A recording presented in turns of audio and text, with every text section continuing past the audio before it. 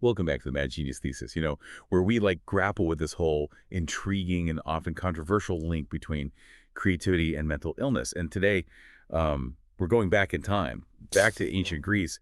And it's just fascinating to consider how differently they viewed, what we might now put in the category of mental illness. Yeah. Like imagine a world where hearing voices, it wasn't a cause for concern. It wasn't, automatically a bad thing, but it could be a sign of divine communication. It is a powerful shift in perspective. We're diving into Yulia Ustinova's book, Divine Mania, to explore this concept.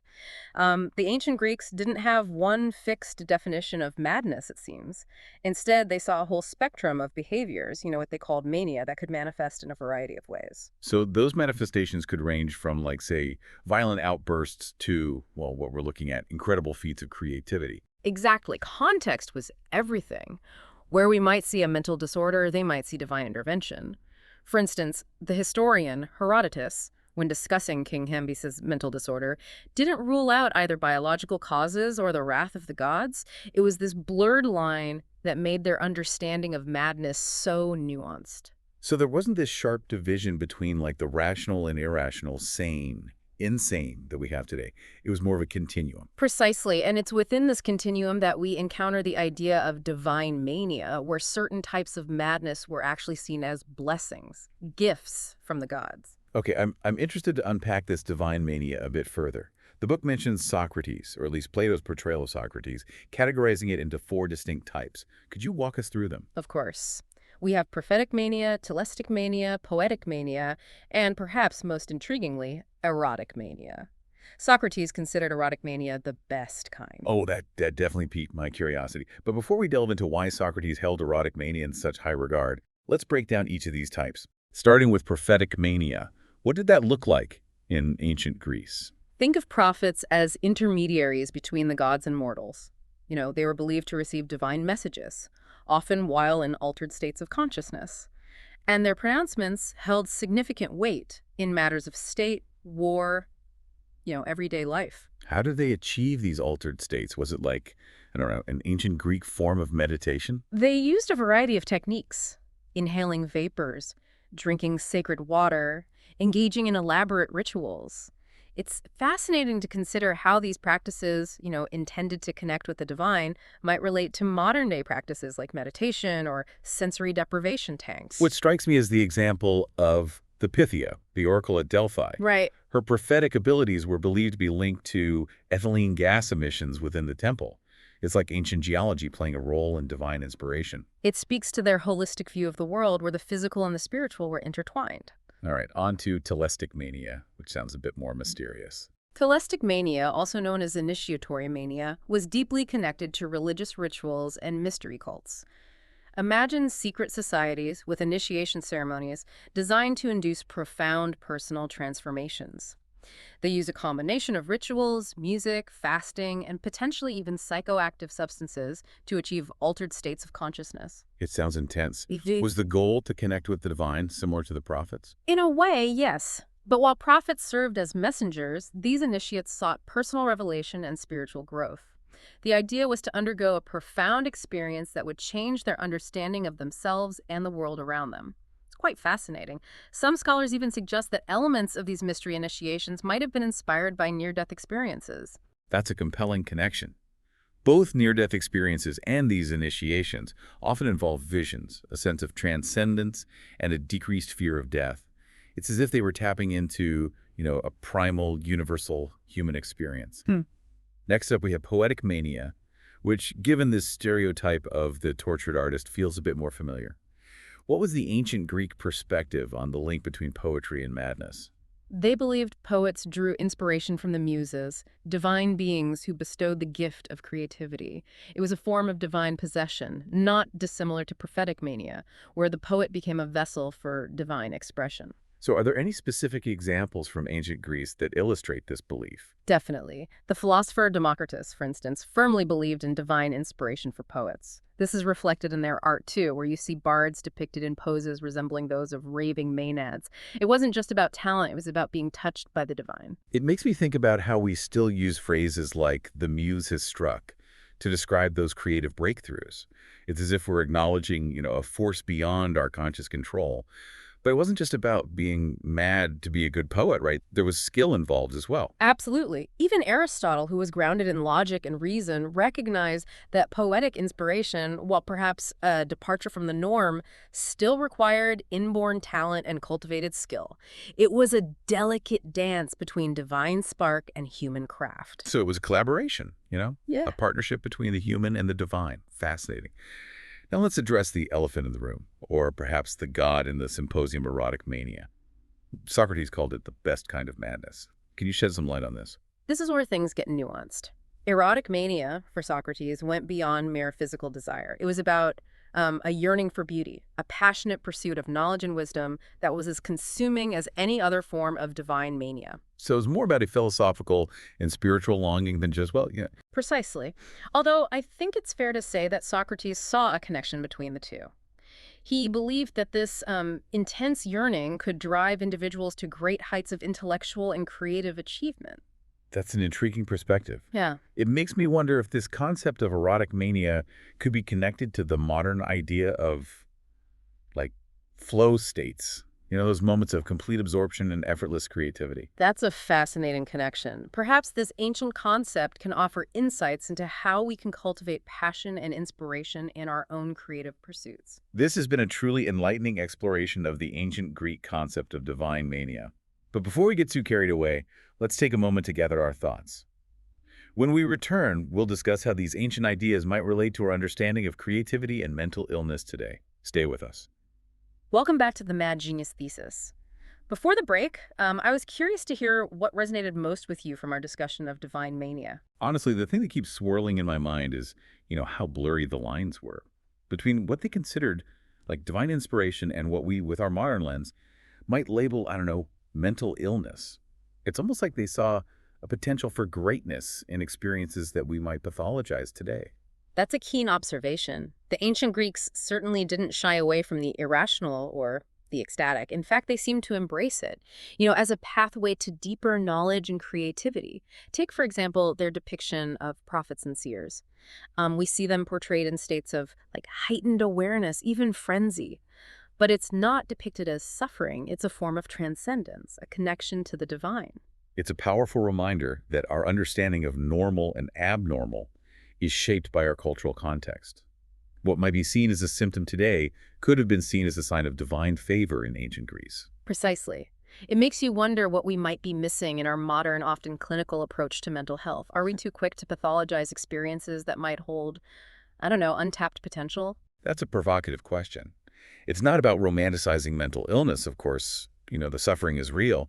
But maybe, just maybe, there's a middle ground, a way to acknowledge the potential creative benefits of certain mental states without dismissing the challenges. It's about nuance, isn't it? Recognizing that the human experience is, a tapestry of light and shadow, reason and intuition, order and chaos. Speaking of that tapestry, let's bring this back to the heart of our show. The possible link between creativity and mental illness. Do you think this ancient Greek concept of divine mania can shed light on this debate today? I think it serves as a powerful challenge to our assumptions. If the ancient Greeks saw divine inspiration in what we might consider mental illness, does that mean we've lost something in our modern, more medicalized perspective? It's tempting to say yes, to yearn for a time when creativity was seen as, divinely inspired. But we can't ignore the progress we've made in, understanding and treating mental illness. Of course. It's not about going back in time. It's about learning from the past. Perhaps by acknowledging the blurred lines, between the creative and the mentally ill, we can develop a more nuanced and compassionate approach to both. So it's not about celebrating mental illness. It's about recognizing the complexity, the potential for both darkness and light. Precisely. And perhaps by embracing this complexity, we can unlock new possibilities for understanding and creativity. That brings us to, the age-old question. Are all artists mad? Not necessarily, but the association is pervasive, isn't it? The tortured artist, the eccentric genius, the brooding musician. These are tropes we see echoed throughout history and popular culture. And it's not just, a cultural construct. Studies have shown that artists and writers are more likely to experience mood disorders, like depression and bipolar disorder. That's true. But correlation doesn't equal causation. It could be that certain personality traits or life experiences, predispose individuals to both creativity and mental illness. Or perhaps the very act of engaging deeply with emotions, which is inherent to creative expression, makes one more vulnerable. It's a complex interplay of factors. And if we circle back to the ancient Greek perspective, they didn't seem to be overly concerned with, disentangling creativity and madness. They saw them as intertwined, even inseparable in some cases. Perhaps their acceptance of this interconnectedness holds a valuable lesson for us. Instead of striving for rigid categories, maybe we need to embrace the ambiguity, the gray areas of human experience. And maybe, just maybe, by being a little more open to the idea of divine mania, we can find new sources of inspiration, and understanding in our own lives. It's not about wishing for mental illness. It's about recognizing the potential for creativity and insight that can exist, in unexpected places. It's about being open to different ways of seeing the world, even if those ways might seem, unconventional or outside the norm. I love that. It's about embracing the diversity of human experience, celebrating the unique perspectives and talents that each individual brings to the world. Exactly. And who knows, by being a bit more receptive to this idea of divine mania, we might just tap into creative possibilities we never knew we possess. That's an inspiring thought. As we've been discussing these ancient ideas, I keep thinking about how they're reflected in the art and literature of the time. Those ancient Greeks were masters of storytelling and visual imagery. You're right. They didn't just theorize about divine mania, they brought it to life, through their art. In the next part of our discussion, we'll explore some specific examples of how the ancient Greeks portrayed these concepts in their creative works and what insights we can glean from those representations. That's something I'm really looking forward to diving into. Stay tuned, listeners. We'll be back after a short break. Welcome back to the Mad Genius Thesis. We've been on quite a journey exploring this ancient Greek concept of divine mania, and how it might connect to our modern understanding of creativity and mental illness. It's been fascinating to trace those threads through history. Absolutely. And before the break, we were talking about how, the ancient Greeks didn't just theorize about these concepts. They brought them to life, right, through their art and literature. Precisely. Their creative works provide a window into how these ideas manifested in their culture and how they viewed, the individuals who embodied these different forms of mania.